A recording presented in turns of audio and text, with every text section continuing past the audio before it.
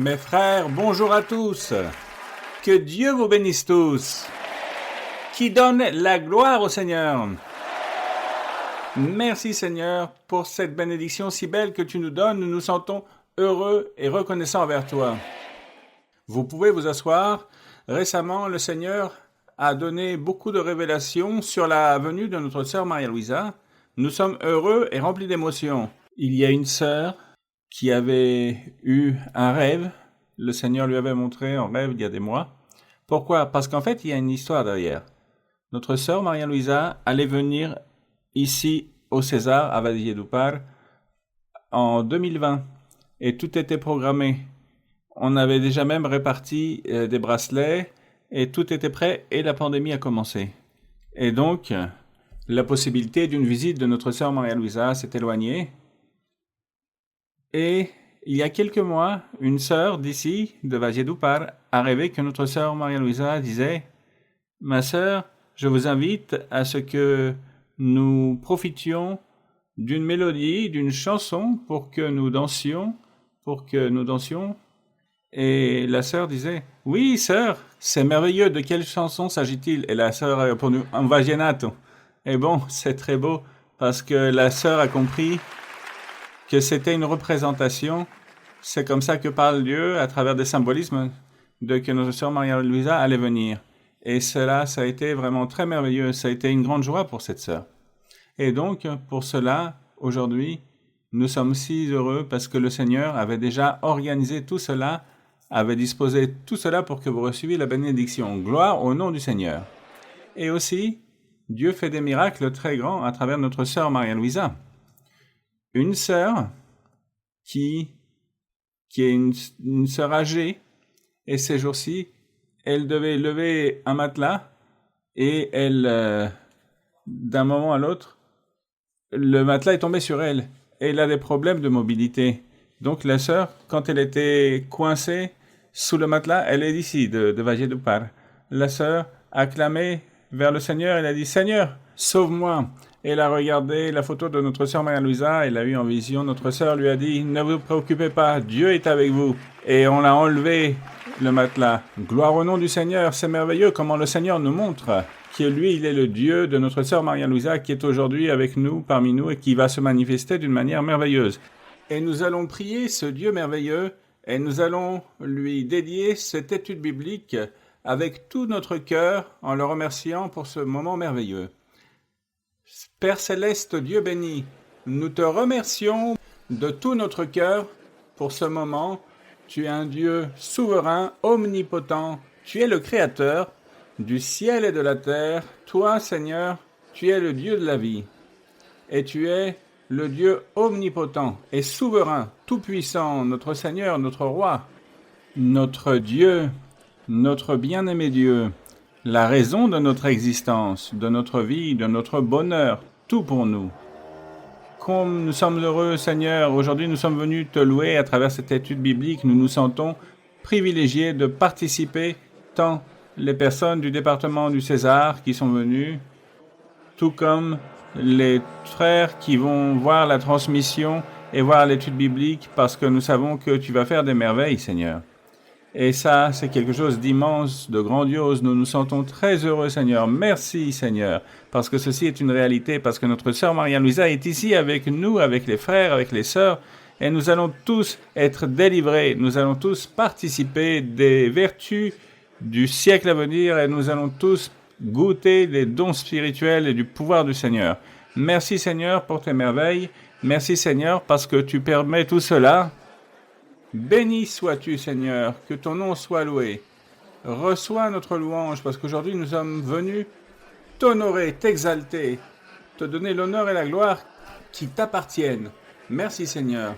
Au nom de notre Seigneur Jésus-Christ. Amen. Louange, comme il est grand et merveilleux, notre Dieu vivant. Vous pouvez vous asseoir, frères et sœurs. Nous allons commencer la louange au Roi de la gloire. Nous allons commencer avec l'hymne numéro 196, « Maître, la tempête lance ». Numéro 196.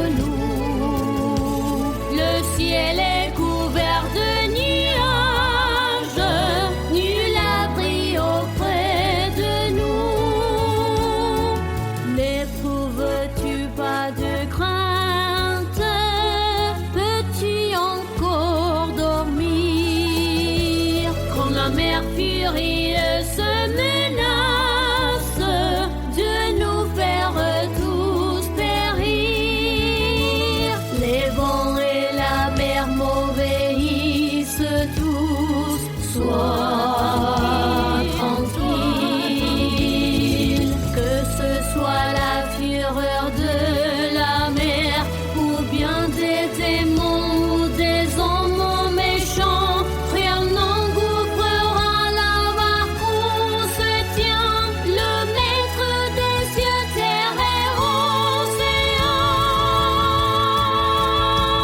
Tout obéit à ma volonté.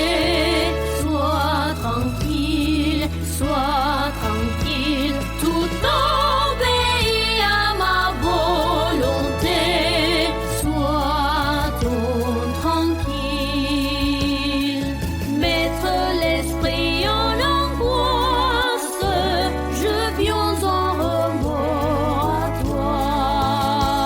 Mon cœur est troublé de reproches, éveille-toi, sauve-moi. Car ma pauvre âme succombe sous le poids des péchés.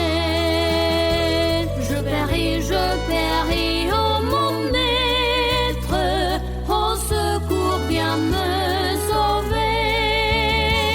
Les vents et la mer m'obéissent tous. Sois tranquille, que ce soit la fureur de la mer ou bien des démons ou des hommes méchants, rien n'engouffrera la barque où se tient le maître des cieux, terre et océan. Tout obéit à ma volonté. Sois tranquille, tout obéit à ma volonté. Sois donc tranquille. Mettre la crainte est passée, les éléments sont calmés. La mer est à présent tranquille et mon cœur est apaisé. Mon Rédempteur au demeure, désormais près de moi. Car je veux rentrer au port céleste et m'asseoir auprès de toi.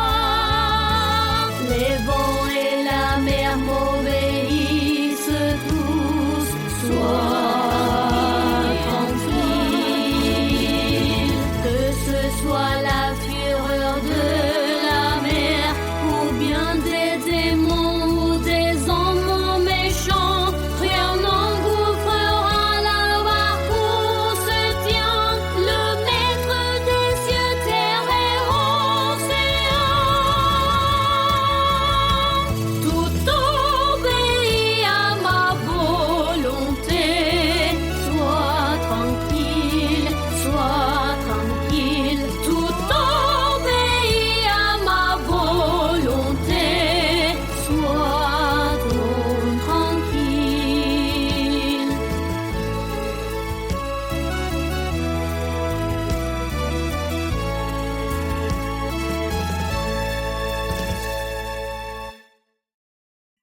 Gloire au nom du Seigneur.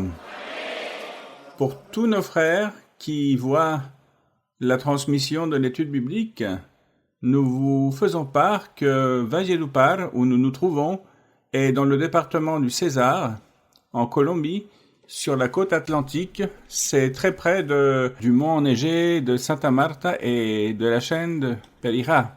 Ce sont deux chaînes de montagnes très beaux. C'est un département merveilleux parce que c'est la vallée de Part. C'est d'ici qu'est originaire le style musical du vallenato, que souvent il y a des frères d'autres pays qui ont entendu le vallenato. Et voilà, c'est ici dont il vient, sur la côte atlantique, mais en particulier ici, à Valledupar. Et pour cela, la révélation très belle qu'a eu une sœur, que notre sœur Maria-Louisa lui parlait du vallenato. Gloire au Seigneur. Et maintenant, je vais saluer les différentes églises. Il y a un groupe très beau qui va bientôt avoir son pasteur, mais ils sont venus aujourd'hui nous accompagner. Les frères de San Alberto, mettez-vous debout pour vous applaudir. Où sont-ils? Ils sont par là. Très bien, mes frères de San Alberto. Quelle joie. Les frères de Agua Chica, où sont-ils? Les frères de Curumani. Les frères de Chimichagua. Les frères de Mandiguilla. Les frères del Banco Magdalena. Les frères de la Jagua de Iberico. Les frères de Becerril. Les frères de Bosconia. Les frères de Agustín Codazzi. Les frères de Cobey. Les frères, Sœur Maria-Louisa, les frères dont je vais faire mention, ils sont du village Bello. C'est une ville où il y a beaucoup de communautés indigènes. Ce sont des Arawaks, Indiens Arawaks. Il y a beaucoup de frères et sœurs Arawaks qui sont dans l'église. Si vous voulez bien vous mettre debout, les frères du Pueblo Bello, où sont-ils? Quelle joie, mes frères, de faire votre connaissance. À vous tous, mais quelle joie! Les frères de Gurumita dans la Guajira. Oui, j'avais fait part des frères du Banco Magdalena. Oui, je l'aurais dit, n'est-ce pas? Les frères de La Paz. Les frères de Valledupar Villalba. Et il nous reste quelqu'un, oui. Oui, ceux de où? Ceux de Valledupar Vallales. Bon, quelle émotion, quel bonheur. Cela mérite que l'on chante au Seigneur de tout notre cœur. Chantons le cantique 68, parce que nous sommes en fait avec Jésus, avec notre Seigneur Jésus-Christ, notre pasteur divin, à qui nous aimons et adorons de tout notre cœur.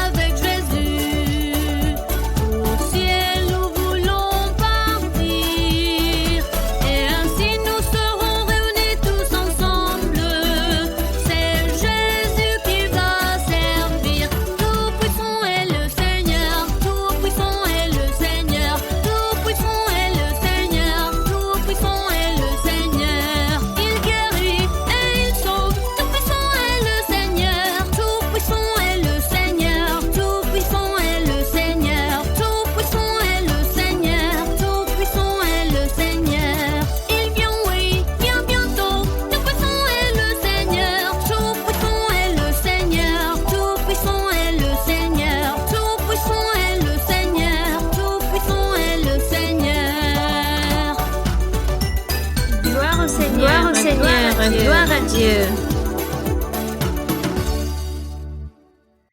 Gloire à notre Dieu. Bonsoir mes frères et sœurs, que Dieu vous bénisse de nouveau.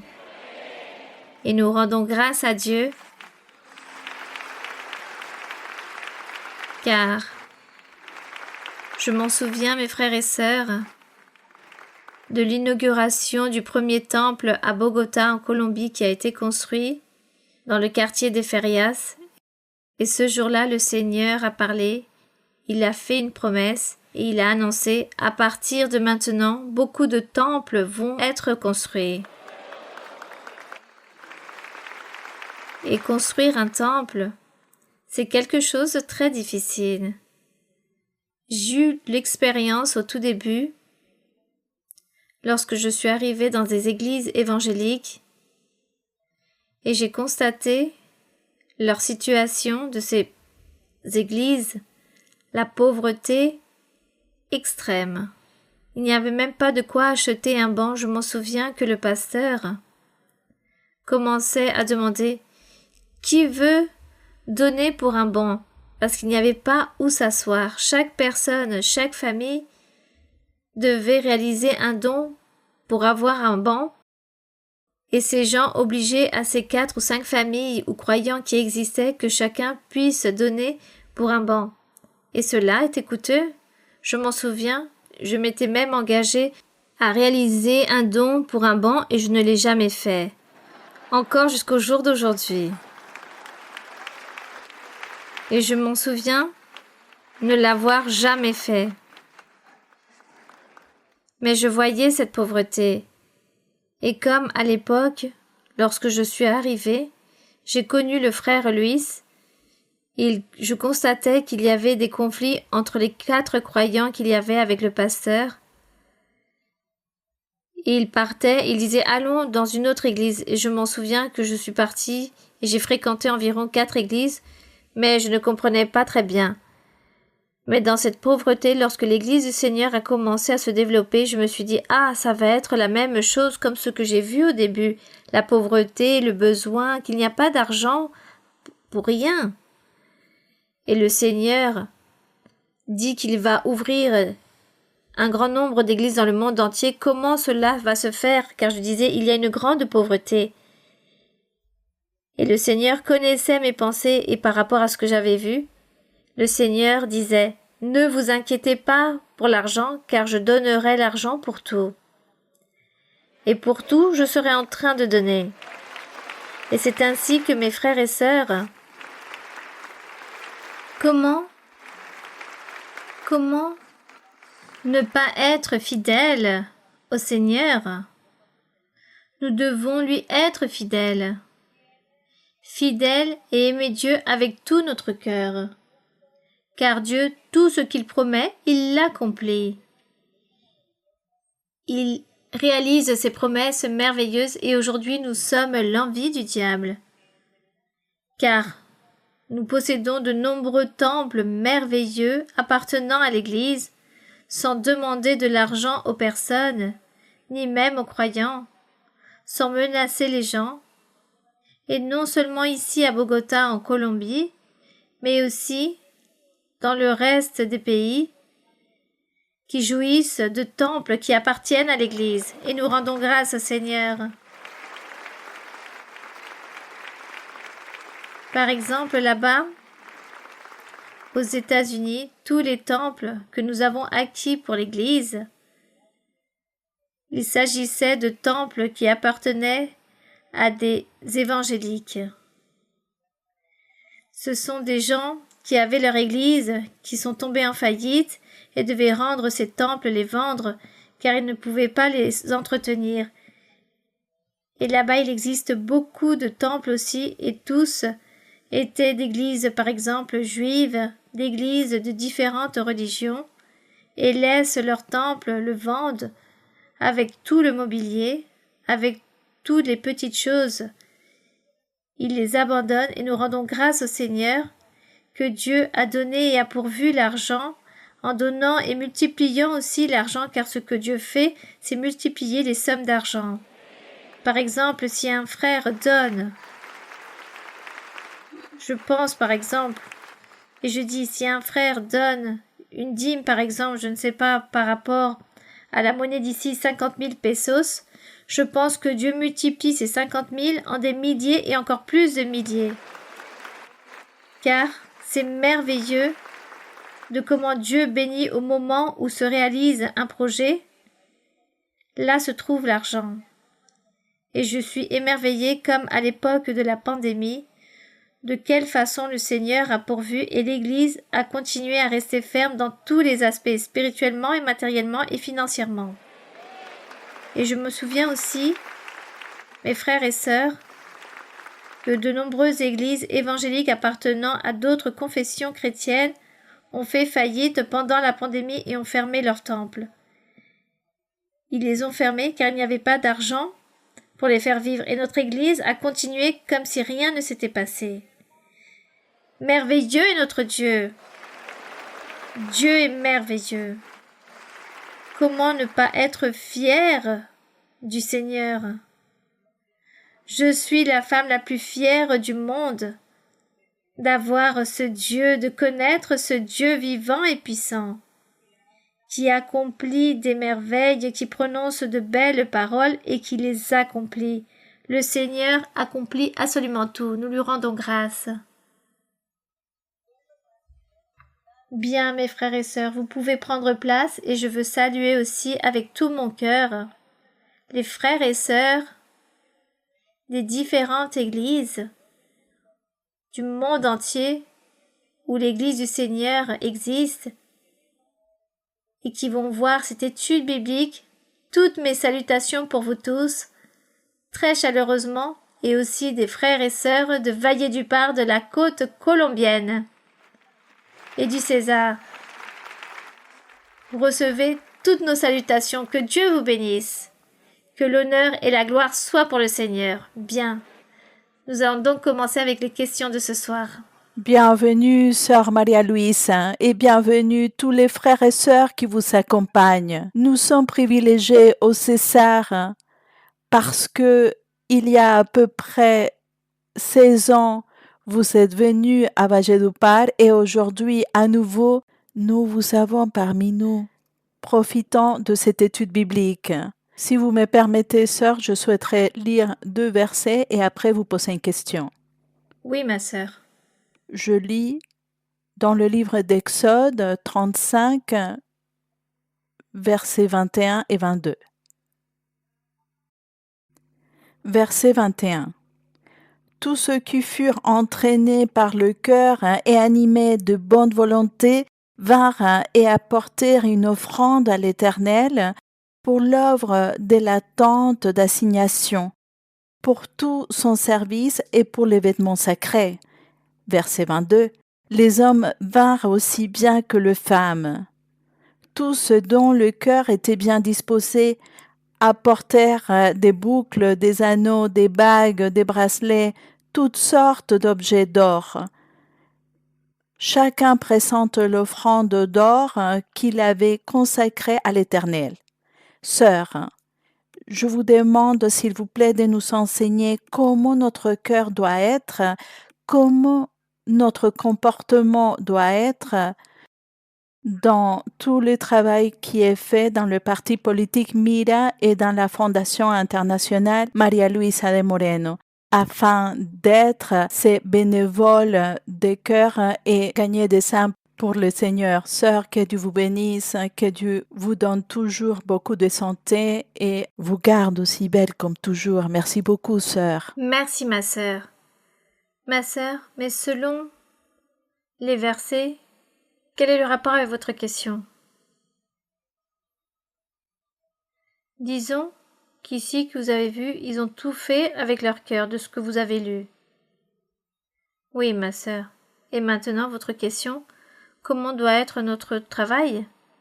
Eh bien, toutes les tâches que le Seigneur nous impose, c'est un travail que nous allons faire avec notre cœur, comme lorsque le Seigneur dit à quelqu'un « voyage », visite les personnes qui sont malades et réalise le travail. C'est un travail que la personne doit faire, mais avec son cœur, en disposant son cœur.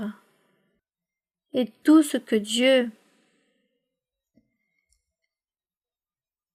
dispose dans ce monde, nous devons l'accepter et le faire avec notre cœur, car c'est le Seigneur qui nous voit, et être obéissant. Mais c'est Dieu qui l'a voulu. Ici, en Colombie, Dieu a toujours voulu cela, et nous a toujours dit que le propos du Seigneur, l'objectif du Seigneur depuis toujours,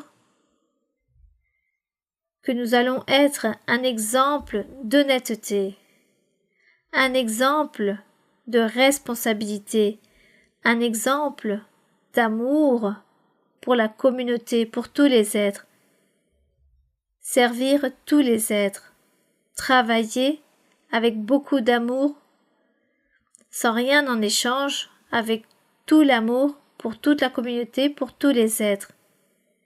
Et lorsque nous faisons cela avec les personnes, nous leur offrons du respect, de la douceur, de la miséricorde.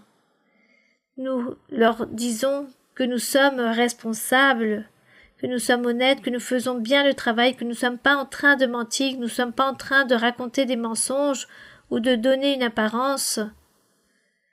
Nous sommes réels. Voici ce que nous démontrons. Il s'agit du travail que nous devons faire et voici ce que Dieu veut que nous fassions et voici ce que les autres personnes vont voir en nous.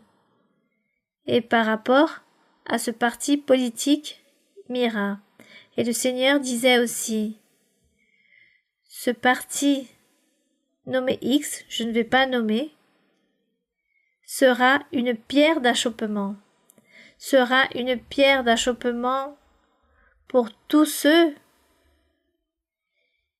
qui sont ambitieux et menteurs, qui aiment tromper les personnes pour voler, pour escroquer, pour occuper des postes qui ne méritent pas, car les gens veulent s'enrichir. Mais ce parti nommé X sera la pierre d'achoppement. Vous savez qu'est-ce que cela signifie? Par exemple, quelqu'un qui marche avec les yeux fermés et se retrouve face à une pierre pensant que tout est droit, que le chemin est droit, a continué dans son chemin, a trébuché et est tombé sur cette pierre d'achoppement de ce parti nommé X. Donc voici ce qu'a toujours dit le Seigneur.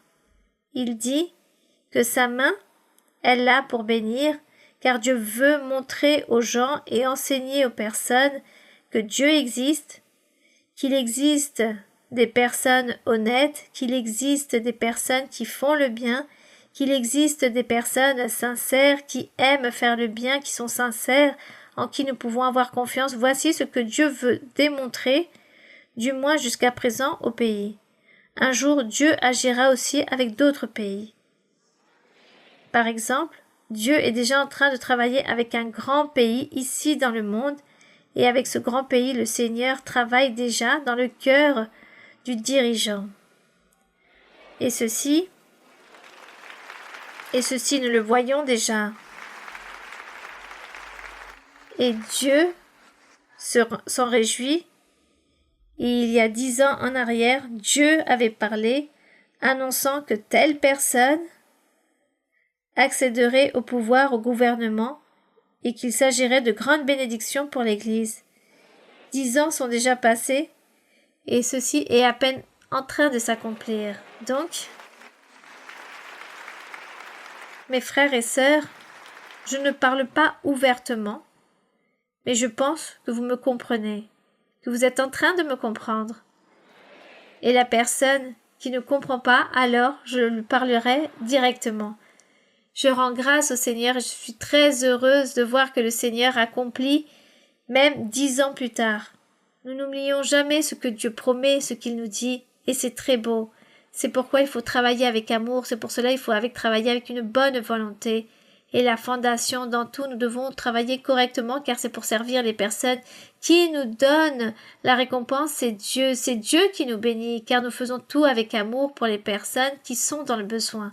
Nous tendons la main à ces personnes, c'est cela. Il faut donc le faire car Dieu l'a imposé. Il s'agit d'un travail que Dieu établit, ce sont les entreprises du Seigneur et nous devons tout faire avec notre cœur pour le Seigneur. Par exemple, l'Église, il s'agit de l'œuvre de Dieu. Donc avec tout notre cœur, Nous nous rassemblons pour rendre grâce, pour louer le Seigneur, pour lire la Bible, pour prier, et Dieu s'allègre de tout cela.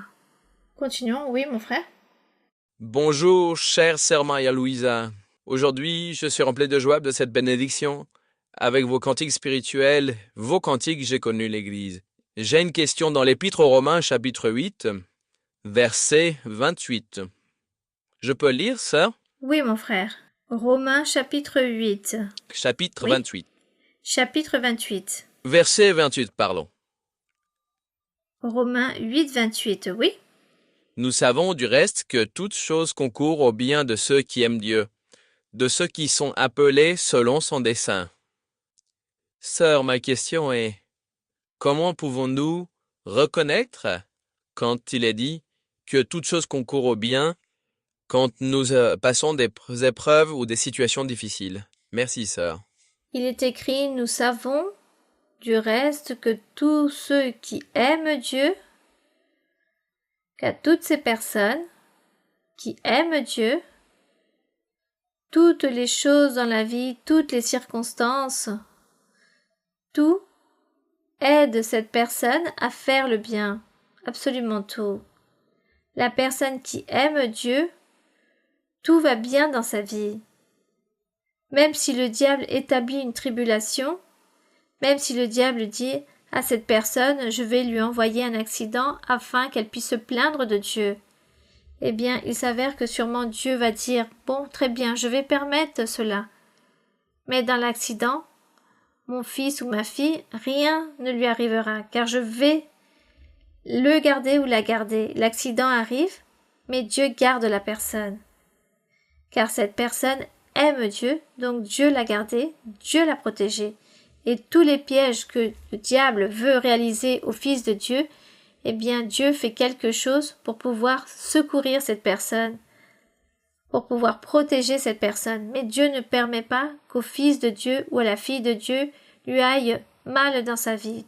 Dieu envoie toujours des bénédictions et le Fils de Dieu aura toujours des portes ouvertes dans tous les aspects de sa vie. C'est pourquoi nous devons obtenir ce titre, nous devons tous gagner le titre d'être fils de Dieu. Voici ce que signifie ici ce verset. Que tout couronne au bien de ceux qui aiment Dieu, de tous ceux qui sont appelés selon son dessein. Donc Dieu les appelle, Dieu les bénit.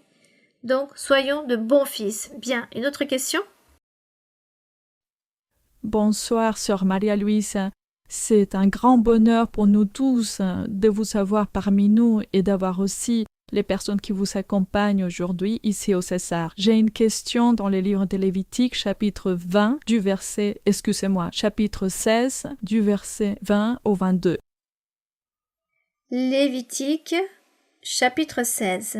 Oui? Est-ce que je peux lire? Oui, oui. Quel verset, ma 20 sœur? au 22. Oui, oui. 20. Lorsqu'il aura achevé de faire l'expiation pour les sanctuaires, pour la tente d'assignation et pour l'autel, il fera approcher les boucs vivants.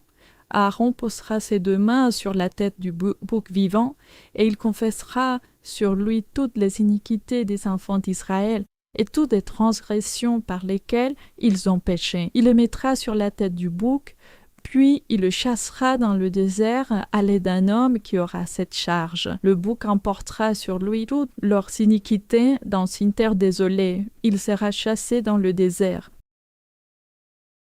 Sœur, quelle est l'essence spirituelle, l'effet que le bouc sera chassé dans le désert, et pourriez-vous nous donner une explication plus approfondie de ces versets? Que le Seigneur continue à vous bénir. Merci. Nous nous trouvons ici dans Lévitique, chapitre 16. Le Seigneur enseignait à Moïse au sujet de l'expiation. L'expiation, c'était le pardon des péchés. Voici ce qu'enseignait Dieu à Moïse de comment réaliser les rituels pour pardonner les péchés du peuple du temps ancien, du peuple d'Israël. Les sacrificateurs aspergeaient de sang le peuple et leur pardonnaient le péché. Ils faisaient cela une fois par an. Mais la symbologie, pour le futur, c'est notre Seigneur Jésus-Christ. Il s'agit de ce futur, des jours suivants. Ici, dans le verset 21, il est écrit « Qu'Aaron, le souverain sacrificateur, posera ses 2 mains sur la tête du bouc vivant et il confessera sur lui toutes les iniquités des enfants d'Israël et toutes les transgressions par lesquelles ils ont péché. » Il devait faire cela physiquement. Et une fois qu'il ait fait tout cela, il est écrit dans un autre passage dans la Bible qu'il arrosait de sang de tous ces animaux sacrifiés le peuple, afin que Dieu leur pardonne les péchés. Mais cela signifiait le bouc, le Seigneur Jésus-Christ, pour le futur. Dans le futur, c'est Jésus-Christ. Le bouc, c'est Jésus-Christ, et que sur lui allaient être confessées toutes les iniquités, tous les péchés et transgressions, toutes les rébellions, et de cette façon, Jésus-Christ, lorsqu'il a prêché, il disait « Croyez en moi, car je vais vous pardonner les péchés, je vais vous purifier, je vais tous vous purifier avec le sang que je vais verser sur la croix du calvaire. » Donc le Seigneur a été crucifié, et avec son sang qu'il a versé sur cette croix, symboliquement, avec cela, il oint toutes les personnes qui devaient croire en lui. Et les gens qui ont cru en lui et qui continuent à croire en lui et qui continueront à croire dans les jours suivants seront pardonnés, car ce sang est spirituel. Elle est symbolique. Tout ce qui s'est produit physiquement dans l'Antiquité avec les agneaux et les sacrificateurs était le symbole du Seigneur Jésus-Christ, et le Seigneur Jésus fut sacrifié, il vint et a vécu toutes ces choses avec sa propre chair et a laissé cet enseignement, afin que quiconque croit en lui sera purifié par le sang qu'il a versé sur la croix. Mais tout cela est dans un sens spirituel. Donc maintenant tout cela s'est produit, et il est écrit que toutes ces transgressions seront pardonnées. Et ensuite il donna l'ordre d'envoyer le bouc dans le désert, car ce bouc n'avait pas été tué, mais qu'il a continué à vivre. Donc il a été envoyé dans le désert afin que l'animal puisse physiquement finir sa vie. Il est écrit que ce bouc portera sur lui toutes les iniquités du peuple, absolument tout, et qu'il fallait le laisser là-bas dans le désert. Donc le Seigneur Jésus dit, l'histoire raconte qu'il est mort, la Bible raconte qu'il est mort pour nous, et qu'il a porté toutes nos iniquités, nos péchés, notre désobéissance. Il a tout emporté avec lui, il a tout porté sur son dos, et par son sang, il nous a rachetés, il nous a pardonnés. Donc ainsi, jusqu'à aujourd'hui, et cela sera toujours ainsi, qu'il sera le symbolisme du sang. Du reste, il s'agit de détails qui ne sont pas pertinents pour une interprétation littérale, car cela n'est pas ainsi, cela ne fonctionne pas. Nous interprétons l'idée principale, l'idée centrale, le reste, comme on dit parfois familièrement, ce sont des détails superflus, qu'il est allé dans le désert, et qu'est-ce qu'il a fait, pourquoi est-il allé là-bas. C'est le Seigneur qui a donné tout simplement l'ordre au sacrificateur, mais notre Père Céleste parlait pour les jours suivants de son Fils Jésus-Christ, de ce qui allait lui arriver. Bien. Passons avec une autre question. Sœur Maria-Louisa, bonjour. Recevez une chaleureuse bienvenue de l'église Augustine Codassi. Nous vous aimons de tout notre cœur. Nous remercions le Seigneur de votre vie. Sœur, vous êtes cette petite graine de moutarde qui a été semée et qui est devenue dans le plus grand des arbres. Un arbre qui aujourd'hui donne ses bénéfices à beaucoup de gens avec son ombre, grâce aux dons et au soutien que Dieu vous a donné. J'ai une lecture dans l'évangile de Luc, chapitre 2, verset numéro 36. Je peux lire, sœur? Oui. Évangile selon Luc, chapitre 2, 36. Il est dit, « Il y avait aussi une prophétesse, Anne, fille de Phanuel de la tribu d'Aser. Elle était fort avancée en âge et elle avait vécu 7 ans avec son mari depuis sa virginité. » Sœur Marie-Louisa, ma question est la suivante. Dans différentes situations, vous nous avez enseigné que probablement Phanuel était sacrificateur et sa fille était pour autant prophétesse. Sœur, était-il vraiment un lévite de la tribu d'Asner ou c'était un lévite qui vivait au milieu de cette tribu, ceci tenant compte que les seuls qui pouvaient être sacrificateurs étaient les lévites. Merci beaucoup, sœur, de votre réponse et que le Seigneur vous bénisse. Bien. Les sacrificateurs, il me semble, apparaissaient par descendance. Ils ne provenaient pas, disons, par des familles particulières, les sacrificateurs, tandis que les Lévites, il s'agissait de toute la tribu des Lévites, et les Lévites ont été distribués dans tout le territoire d'Israël. Ainsi étaient les Lévites, mais les sacrificateurs, disons qu'il s'agissait d'une famille exclusive, la famille d'Aaron, et à partir de là viennent les sacrificateurs. J'ai pas très bien compris, mon frère, votre question. Sœur, en fait, comme le vers décrit que Phanuel était de la tribu d'Asser, vous nous aviez enseigné que Anne était prophétesse, donc probablement son père Phanuel était sacrificateur. Et donc j'ai compris que ceux qui exerçaient le sacerdoce, c'était seulement ceux de la tribu de Lévi. Bon, nous ne pouvons pas affirmer avec certitude que le sacerdoce ne soit pas simplement issu de la tribu, mais plutôt d'une lignée familiale, une famille exclusive choisie par Dieu pour que les sacrificateurs, tandis que les Lévites sont issus de la famille des Lévis. Anne, la prophétesse, les filles des sacrificateurs étaient aussi prophétesses. Donc, comme il est écrit ici qu'Anne, la prophétesse, se trouvait, disons qu'il s'agit d'une supposition que c'était la fille d'un sacrificateur, ou peut-être Dieu l'a établie autant que prophétesse à un moment donné de sa vie, car les prophètes de l'ancien temps venaient aussi de la lignée de la tribu de Lévi. Il y avait le souverain sacrificateur, ainsi que les Lévites. C'étaient des personnes qui aidaient, qui auxiliaient les personnes, qui venaient voir les personnes pour réaliser des actes de miséricorde dans tout le territoire. Tandis que le sacrificateur ou le souverain sacrificateur se trouvait dans le tabernacle pour réaliser les sacrifices, disons, c'était la distribution de toute cette tribu, de la lignée des sacrificateurs et des Lévites. Et ici, cette femme nommée Anne, à l'époque du Seigneur Jésus-Christ, on ne sait pas beaucoup à son sujet. Il faudrait que tous ceux qui aiment réaliser des recherches dans les généalogies, même s'ils ne sont pas certains, car Jésus critiquait souvent les Juifs qui consacraient tant de temps à les étudier, les généalogies des personnes et à quoi cela leur servait-il. Donc le Seigneur Jésus critiquait cela. Donc nous, pourquoi nous commençons aussi à chercher tant de choses? Peut-être il y a des choses que nous pouvons imaginer qu'elle était prophétesse et que Dieu sûrement la mettait à son service autant que prophétesse. L'histoire raconte qu'elle était veuve, épouse de cet homme, mais la Bible ne raconte pas plus à son sujet. L'histoire raconte qu'elle était veuve pendant 84 ans, qu'elle n'avait jamais quitté le temple, ce qui nous inspire de l'admiration, de la constance de cette femme qui passait son temps dans le temple à jeûner et à prier Dieu.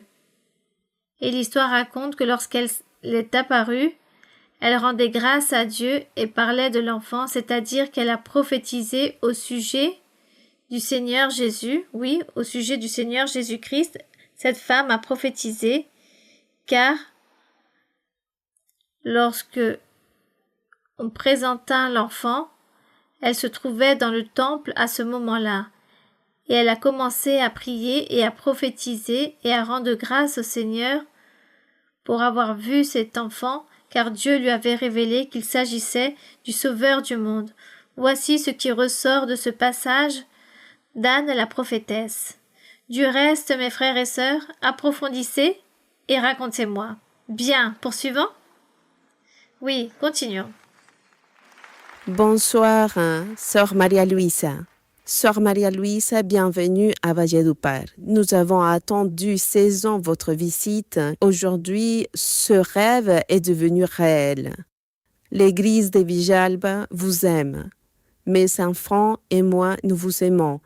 Sœur, si vous me permettez, j'ai une question sur la dîme. La dîme correspond à la 10e partie de ce que le Seigneur nous permet de recevoir. Ma question est au sujet de certains frères et sœurs des ressources modestes à qui Dieu donne un montant d'argent afin de combler un besoin à travers des êtres chers qui ne viennent pas à l'église. Mais l'argent qu'ils reçoivent, c'est exactement le montant dont ils ont besoin pour l'achat d'un médicament ou pour combler un autre besoin. Par exemple, un jeune qui vient tout seul à l'église et qui n'a pas de ressources à lui-même pour étudier. Et un oncle, quelqu'un de sa famille, lui donne exactement l'argent pour payer l'inscription à l'université. Par exemple, lui offre $2000. Si le jeune donne $1200 pour la dîme, le jeune n'aura plus assez d'argent pour payer l'inscription et son oncle sera dessus. Dans ce genre de situation, comment nous devons faire?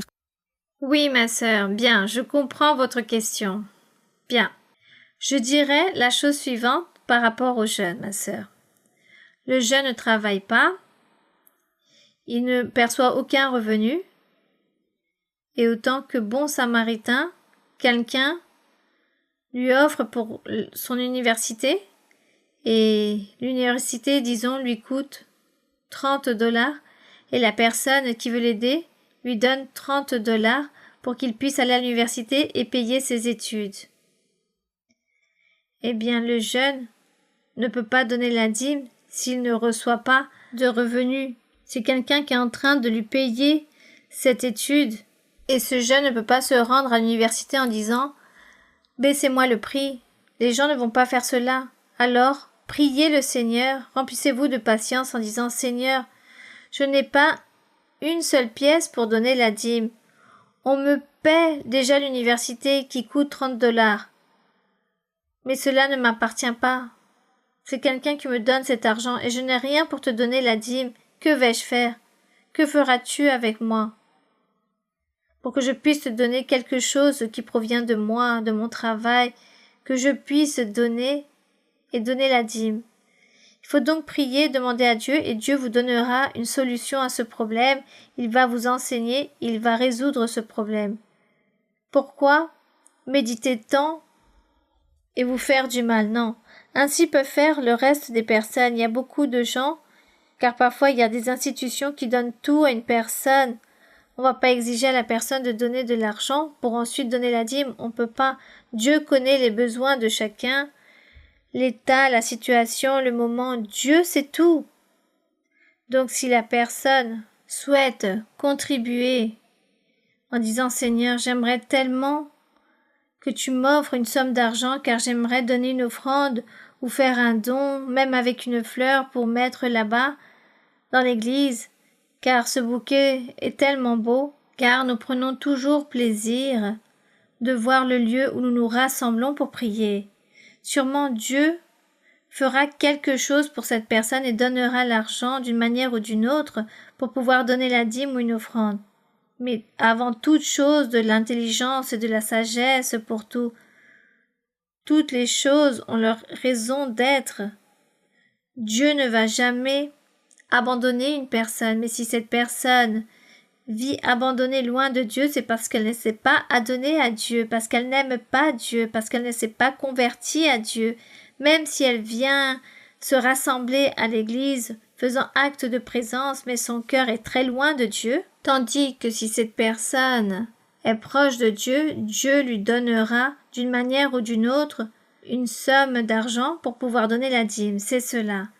Tout est ainsi avec toutes les personnes. Toutes personnes qui disent « Je n'ai rien pour donner, car ce que je gagne, je dépense plus de ce que j'ai, et je vais à l'église, je prie, je cherche Dieu, Dieu me fait des promesses. » Je pense que la personne ne s'est pas convertie à Dieu, car Dieu n'abandonne personne, et à tous, il nous donne un peu plus de ce que nous pouvons obtenir. Voici la formule spirituelle. En cela, nous devons raisonner, réfléchir et se demander « Suis-je en train de marcher bien ou correctement devant Dieu? Suis-je en train de manquer à Dieu? car je n'arrive pas à accomplir au Seigneur. Je n'arrive jamais à contribuer, car je n'ai jamais d'argent. Donc le Seigneur saura ce qu'il fait avec moi. Mais pourtant, je suis tous les jours à l'église, je prie, je chante, et je fais acte de présence. Mais le cœur, sûrement, est très loin de Dieu, et c'est pour cela que Dieu ne vous donne pas. Ne vous inquiétez pas pour cela. Nous n'allons pas penser que Dieu est injuste, car Dieu n'est pas injuste, il est parfait. C'est nous qui sommes remplis d'erreurs, car il y a plein de choses que nous n'arrivons pas à comprendre dans la vie. Nous commettons des erreurs par un manque de connaissance. Donc prions le Seigneur et disons « Seigneur, enseigne-moi, aide-moi Seigneur. Je ne veux pas te manquer, je ne veux pas non plus être fanatique, mais je ne veux pas te manquer. Enseigne-nous. » Bien. Oui, mon frère, continuons. Bonjour, sœur Maria-Louisa, que Dieu vous bénisse. Sœur, j'ai une question. Dans la première épître à Timothée, au chapitre 5, verset 17. 17, sœur. Première épître de Timothée 5, 17. Je peux dire, sœur? Oui, oui, mon frère. Merci, sœur. Que les anciens qui dirigent bien soient jugés dignes d'un double honneur, surtout ceux qui travaillent à la prédication et à l'enseignement.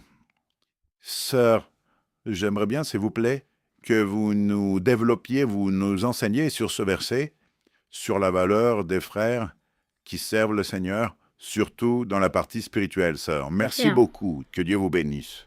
Ici, les frères et sœurs sont prêts, ceux qui ont la Bible, première épître de Timothée. Il s'agit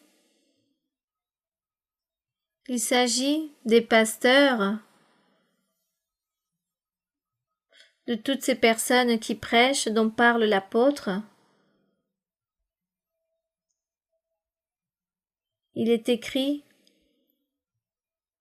que les anciens qui dirigent bien soient jugés, c'est-à-dire, anciennement, il y avait beaucoup de personnes qui se convertissaient, il y avait beaucoup de travail dans les assemblées. C'est pourquoi il est écrit que les anciens qui dirigent bien soient jugés dignes d'un double honneur, c'est-à-dire les anciens, c'est-à-dire sur toutes les personnes qui travaillaient, qui enseignaient, qui prêchaient, c'est-à-dire les pasteurs. Lorsqu'il dit qu'ils soient jugés dignes d'un double honneur, c'est qu'il fallait bien les respecter, comme si c'était les parents, le pasteur, disons avoir plus de respect, plus d'honneur envers ces personnes, car sûrement, si ces personnes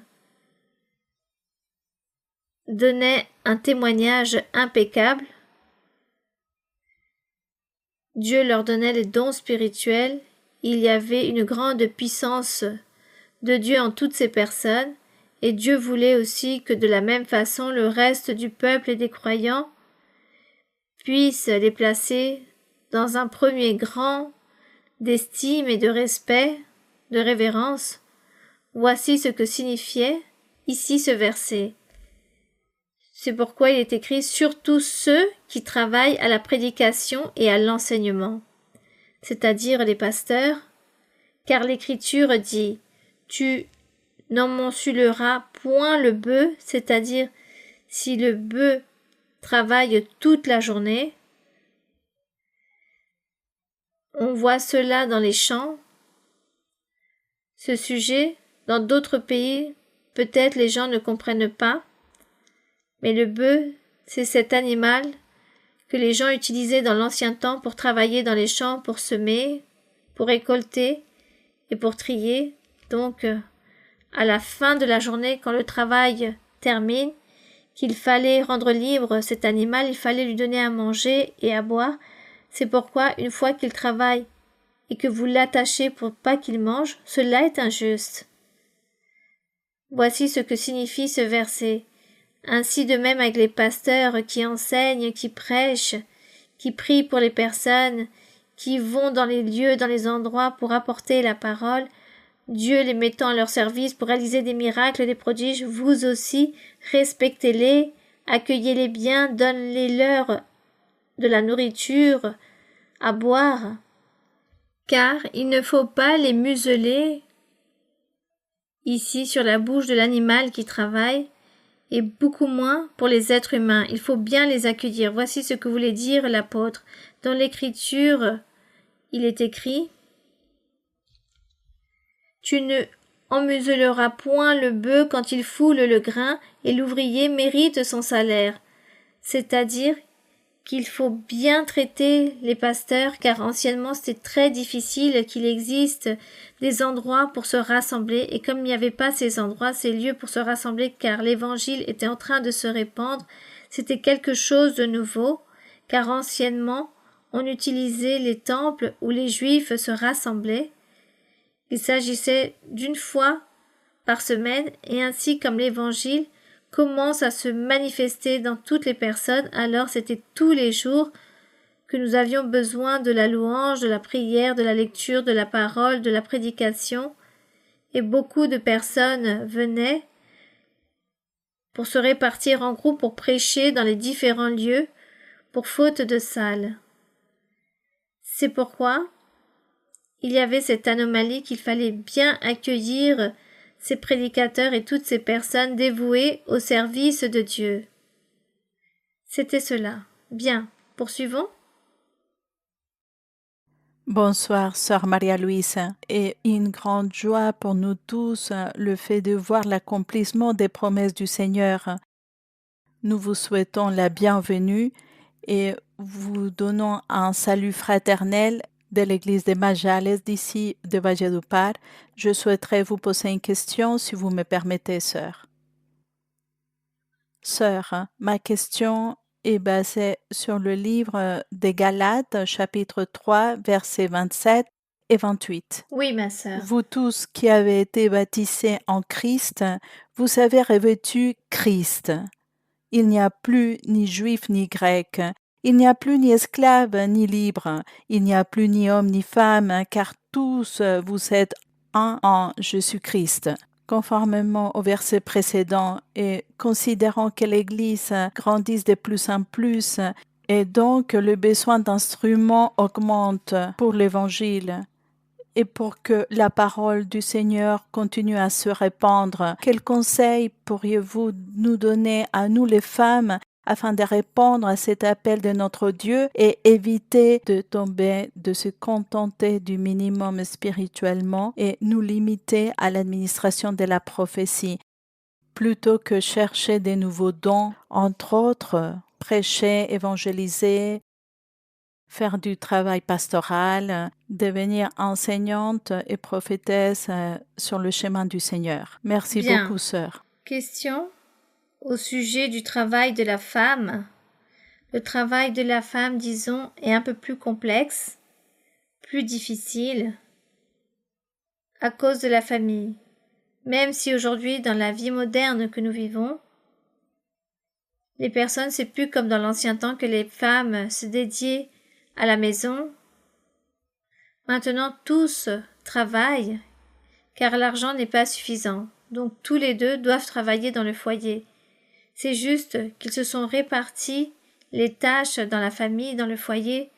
Tous deux doivent travailler en réalisant même les tâches à l'intérieur du foyer, mais aussi travailler à l'extérieur pour pouvoir ainsi vivre. Mais le travail, comme il est écrit dans le verset pour notre Dieu dans l'Évangile, Dieu ne regarderait plus de couleur, ni de race, ni de coutume, ni de culture, s'il s'agit d'un homme ou d'une femme, mais que tous seraient un seul en le Seigneur. Dieu regarderait les cœurs des personnes. Ce fut la différence que Dieu a fait dans l'Évangile du Seigneur Jésus-Christ. Car dans l'ancien temps, le peuple d'Israël était seulement les hommes qui cherchaient de Dieu, et la femme ne faisait rien de cela. Mais dans l'Évangile du Seigneur Jésus-Christ, Dieu a donné cette liberté pour que la femme aussi puisse participer dans la recherche des dons spirituels et être au service de Dieu. Ainsi, comme cela est nécessaire, de nombreuses conditions sont également requises. Quoi qu'il en soit, la femme reste toujours inférieure à l'homme car Dieu l'a créée ainsi. Donc cela fait aussi qu'il faut attendre la volonté de Dieu tout d'abord. C'est Dieu qui fait que la femme travaille, c'est Dieu. Ce n'est pas les gens, c'est Dieu. Moi, par exemple, je rends témoignage que lorsque mon défunt époux vivait, Luis Moreno, mon travail consistait dans l'église d'imposer les mains et prophétiser.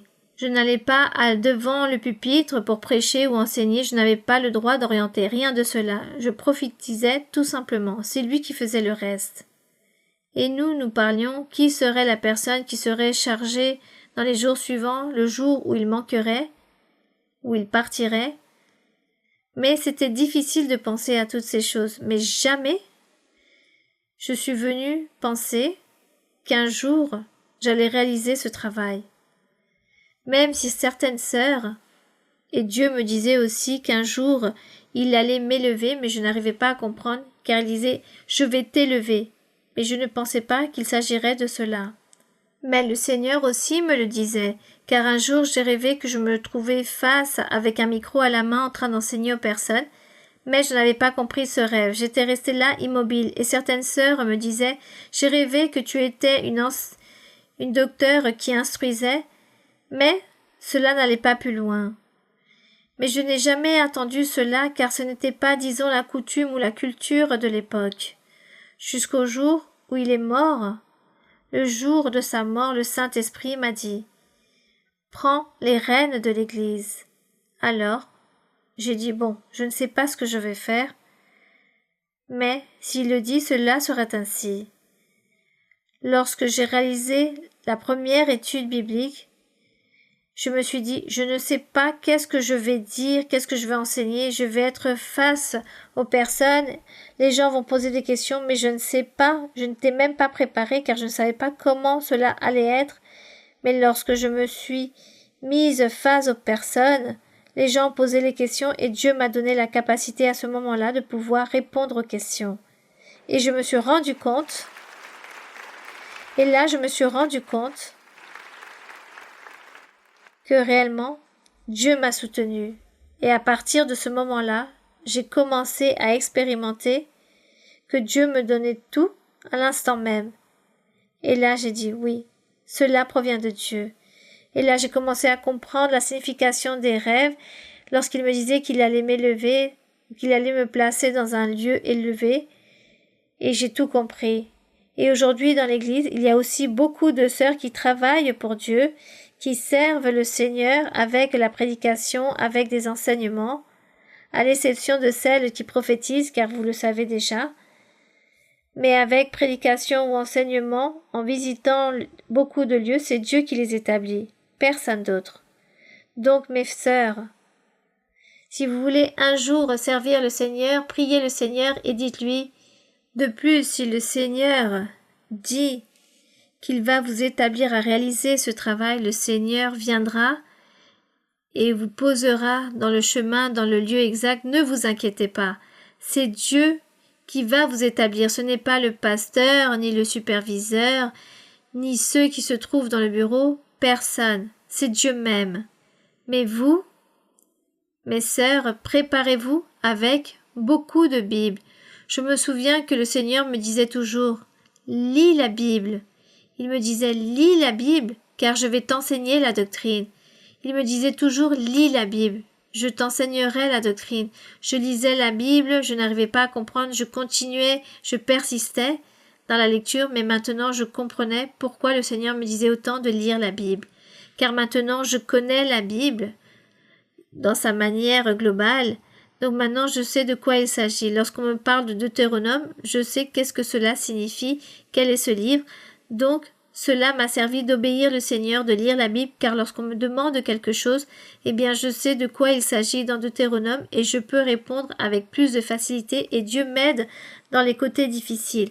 Donc, mes sœurs, ne vous inquiétez pas, car ce n'est pas l'homme, l'être humain qui va vous établir, mais le Seigneur. Et à chacune, sûrement, Dieu vous a regardé, il saura à quel moment vous allez prêcher. Alors, il faut lire la Bible. Il faut lire la Bible. Bien. Continuons avec les 2 dernières questions d'aujourd'hui. Un grand bonjour. Bien-aimée sœur Maria-Louisa, que Dieu vous bénisse grandement. Les églises du département de César, nous nous sentons heureux rempli de joie, honoré par votre présence. C'est une promesse du Seigneur accomplie, sœur, que je vous poserai une question de la Bible. Si vous me permettez, sœur Maria-Louisa, ma question, basée sur le psaume 41, du verset 1er au 3e. Je peux lire, sœur? Oui, mon frère, allez-y. Heureux celui qui s'intéresse aux pauvres. Au jour du malheur, l'Éternel le délivre. L'Éternel le garde et lui conserve la vie. Il est heureux sur la terre, et tu ne le livres pas au bon plaisir de ses ennemis. L'Éternel le soutient sur son lit de douleur, tu le soulages dans toutes ses maladies. Sœur Marie-Louisa, si vous me permettez, avec tout mon respect, dans la sagesse que le Seigneur vous a donnée, plus qu'une question, j'aimerais que vous nous développiez ou vous nous expliquiez ces versets, étant donné que si nous les lisons textuellement, nous pouvons comprendre que juste en faisant des œuvres de miséricorde, nous pouvons trouver la grâce de Dieu et obtenir les bénédictions du Seigneur. Merci, sœur. Bien, mes frères et sœurs, rappelons que les psaumes, il s'agit de la biographie ou des expériences de notre Seigneur Jésus-Christ lorsqu'il était sur terre. Voici ce qui concerne les psaumes, et tous les psaumes relatent au sujet du Seigneur Jésus-Christ. Mais aussi, nous pouvons reprendre plusieurs mots des psaumes, nous pouvons les reprendre pour nous aussi, car si dans un certain verset des psaumes, il est écrit que Dieu bénira cet homme qui réalise la justice et que Dieu l'élèvera, faisant référence au Seigneur Jésus-Christ, eh bien, on peut dire « Moi aussi, si je suis juste et pratique la justice, et je ne commets pas de péché, je fais le bien, j'accomplis et pratique tes commandements, je fais ta volonté, alors toi aussi tu m'établiras dans le même lieu que tu établiras le Seigneur Jésus-Christ. Voici ce que je dis au Seigneur. Nous pouvons dire cela. Seigneur, si je fais le bien, je recevrai aussi ce bienfait qu'a reçu le Seigneur Jésus. Promesse pour lui, mais je sais aussi qu'il s'agit d'une promesse pour moi. Si je fais et imite et accomplis ce que le Seigneur Jésus a fait sur la terre, alors moi aussi, j'obtiendrai de même, car Dieu me donnera cette bénédiction comme à Jésus. Voici, c'est la seule chose peut-être que nous pouvons penser et dire au Seigneur, que de toutes ces bénédictions pour le Seigneur Jésus-Christ, nous aussi nous les recevrons, que si nous imitons sa vie, que le Seigneur Jésus dit « Imitez-moi ». Et l'apôtre Paul disait la même chose. J'imite le Seigneur Jésus-Christ. Donc s'il disait qu'il imitait aussi le Seigneur Jésus, eh bien nous aussi, nous allons le faire. Et si nous imitons le Seigneur, alors nous allons recevoir les bienfaits qui se trouvent dans les psaumes de tout ce que Dieu a pour le Fils. Tout cela, nous aussi, nous allons le recevoir. Donc ici, il est écrit « Heureux celui qui s'intéresse aux pauvres, au jour du malheur, l'Éternel le délivre. » Qui a pensé tout d'abord aux pauvres? Le Seigneur Jésus-Christ. Mais dans le jour du malheur, le jour que cette personne vit une tribulation, cette personne aussi recevra la bénédiction du Seigneur par le fait de vouloir faire le bien. Le Seigneur raconte qu'il va le garder et qu'il sera heureux sur la terre et ainsi de suite. Toutes ces bénédictions du Seigneur Jésus aussi, nous pouvons les obtenir. Comme il est écrit textuellement, cela sera ainsi. Bien, continuons avec une autre question. J'ai dit les 2 dernières questions pour aujourd'hui. Bonsoir, sœur Maria-Louisa. Bienvenue au département de César. Nous sommes heureux de votre présence. Ma question se trouve dans le livre d'Ézéchiel, chapitre 31, verset 9.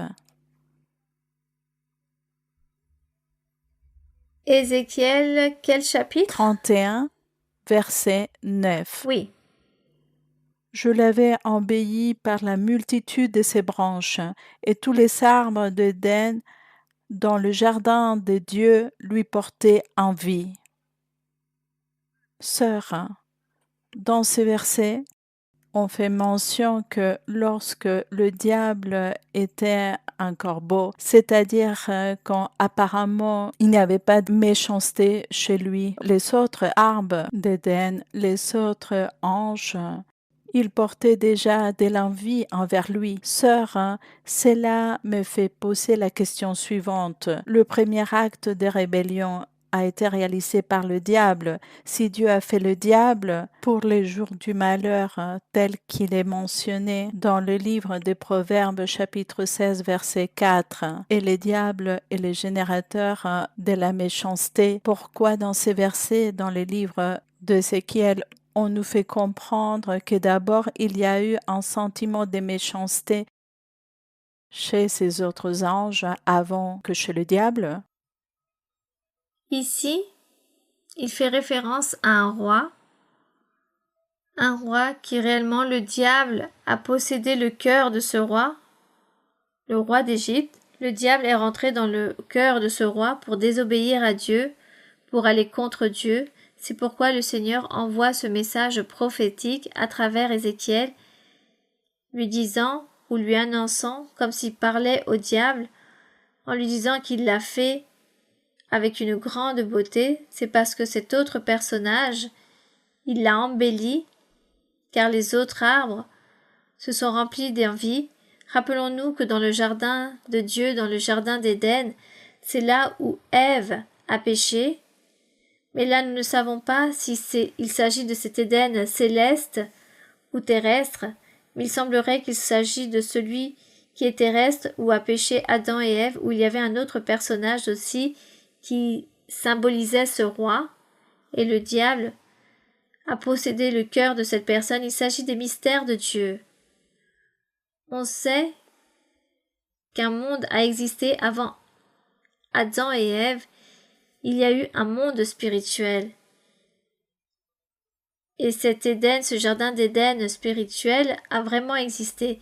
Et lorsque Dieu a créé la matière, l'homme, cet Éden spirituel est descendu. Il l'a posé sur la terre dans un endroit où il a envoyé Adam et Ève. Mais ici, lorsqu'il est écrit que tous les arbres d'Éden dans le jardin de Dieu lui portaient envie, c'est parce qu'il y avait déjà cette rébellion que le diable avait vécue dans le ciel avec Dieu, car le diable s'est rebellé avec tous ses anges, avec toute son armée, et Dieu les a rejetés du jardin d'Éden et les a envoyés sur la terre. Mais ici, il semblerait qu'ils se trouvaient à l'intérieur de ce jardin d'Éden, et dans cet Éden, c'est là où ils ont manqué à Dieu. Donc tous les autres arbres se sont remplis d'envie, car il s'agissait de ce roi d'Égypte. Ce roi d'Égypte qui existait au moment de la vie d'Ézéchiel. À l'époque d'Ézéchiel, ce roi a existé. Il semblerait que ce mauvais esprit se trouvait ici dans ce monde spirituel, dans le jardin d'Éden, et c'est pourquoi il s'agissait du diable qui s'était introduit après avoir vécu sur cette planète Terre. Le diable entre dans le cœur du roi d'Égypte, mais il y avait quelque chose qui avait déjà existé dans le monde spirituel avant d'Adam et Ève. Avant Adam et Ève, il y a eu un monde spirituel et un Éden. Et c'est pourquoi Dieu parle de tant de choses que nous-mêmes ne nous comprenons pas, et parfois nous nous trouvons confus, et dans Apocalypse aussi. Mais réellement,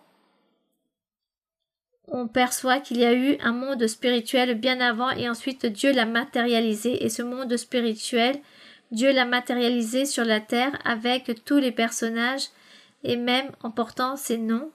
Il s'agissait comme du roi de Babylone, et tous ces rois existaient déjà dans l'ancien temps dans le monde spirituel.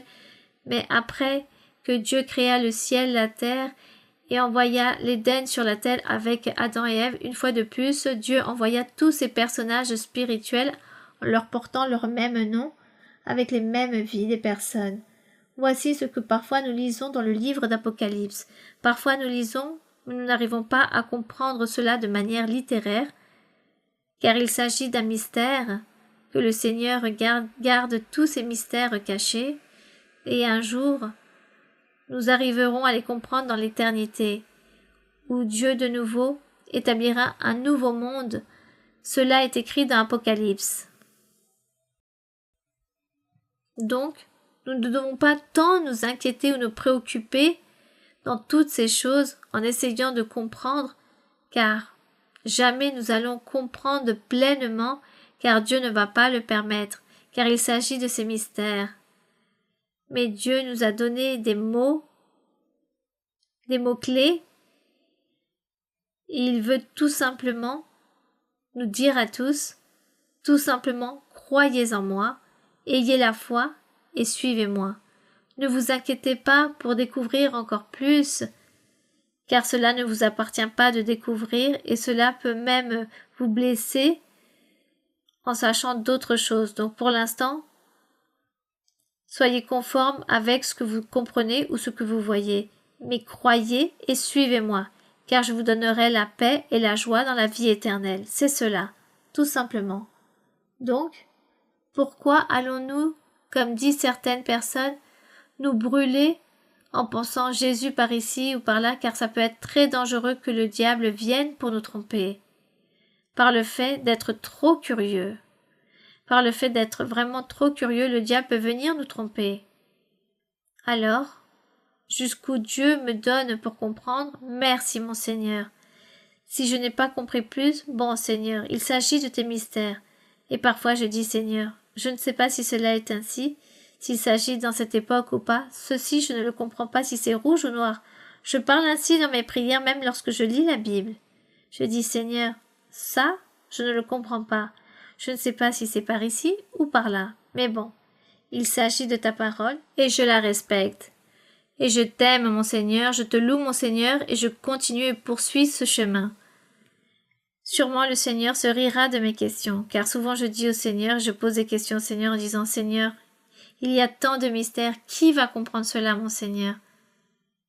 Mais si nous commençons à lire le livre d'Apocalypse, cela sera pire.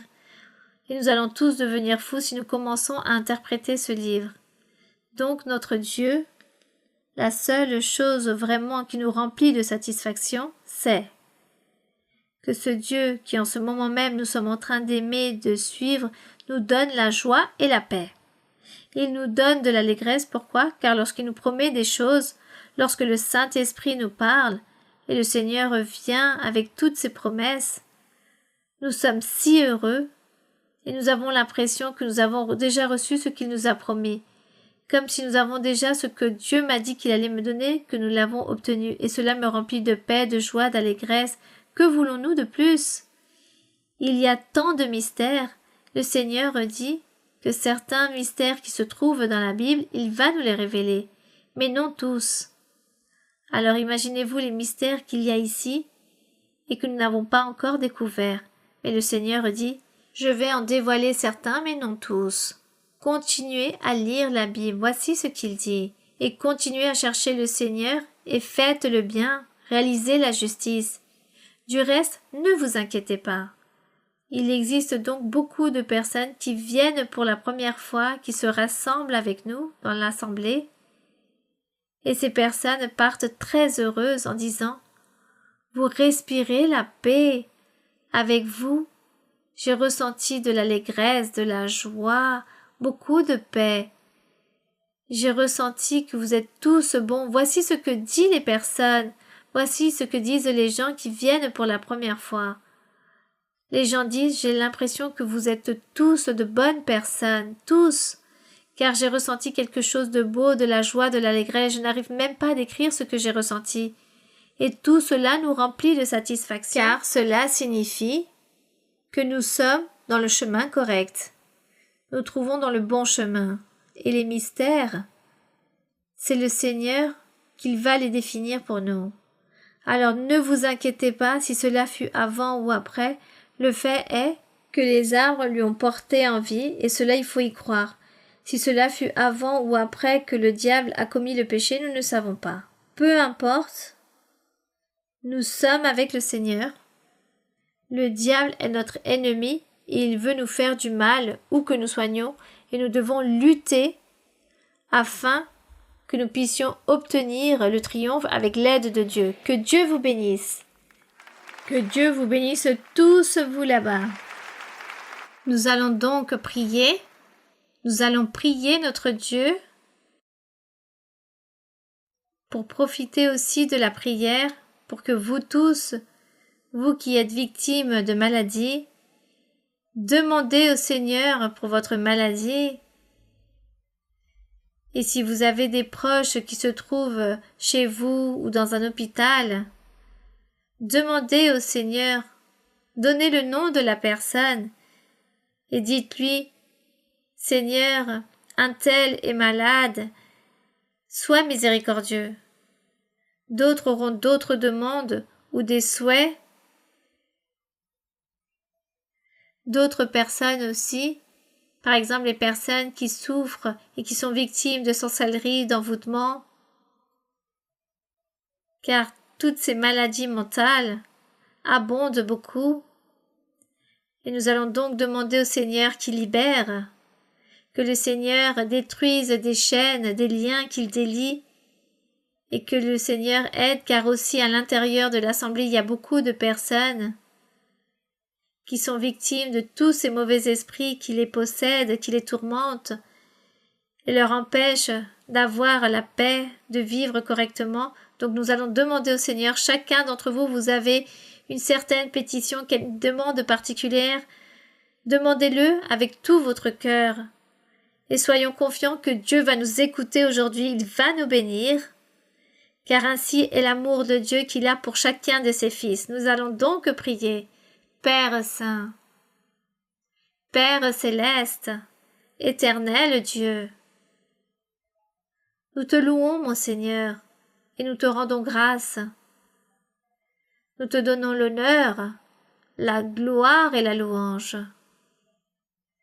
Nous te remercions, Seigneur, aussi, pour nous avoir permis de réaliser ce voyage pour être ici. Le diable s'est beaucoup irrité à cause de ce voyage. Mais toi, Seigneur, tu vas nous bénir. Tu vas nous donner le triomphe, la prospérité. Tu vas tendre ta main sur chaque personne, sur chaque homme, sur chaque femme, chaque enfant, sur chaque personne âgée. Tu tendras ta main toute puissante. Et tu réaliseras des miracles, des prodiges, dans chaque vie, dans chaque cœur. Tu ôteras des maladies. Tu ôteras toute maladie. Des maladies qui produisent une mort immédiate.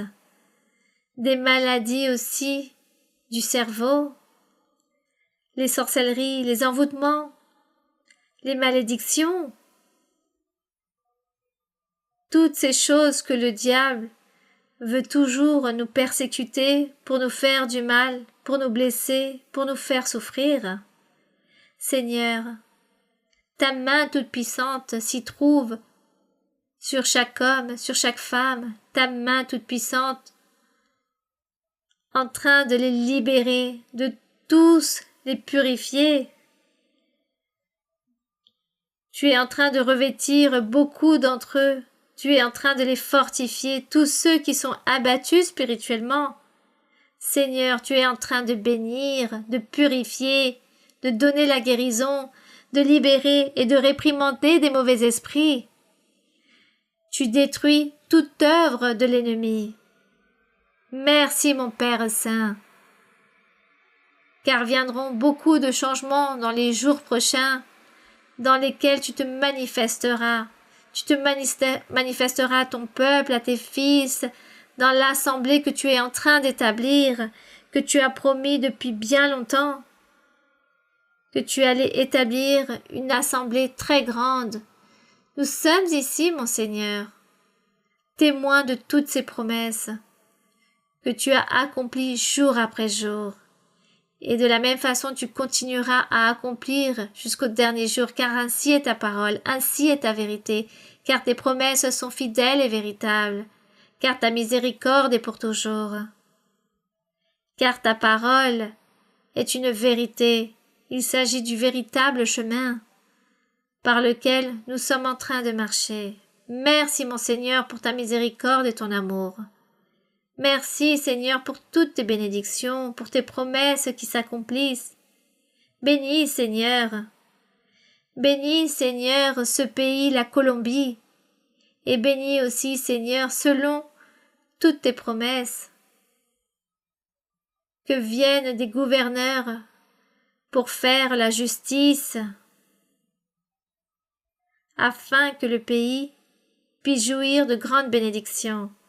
Bénis aussi, Seigneur, tous les pays du monde, là où se trouve ton Église, dans tous ces pays, dans tous ces lieux, dans des groupes où puisse arriver ta parole. Tous les frères et sœurs de différents pays du monde, bénis-les, aide-les, libère, Seigneur, toutes les personnes, car ainsi sont tes promesses. Que ton Saint-Esprit, mon Seigneur, soit sur chacun d'entre nous.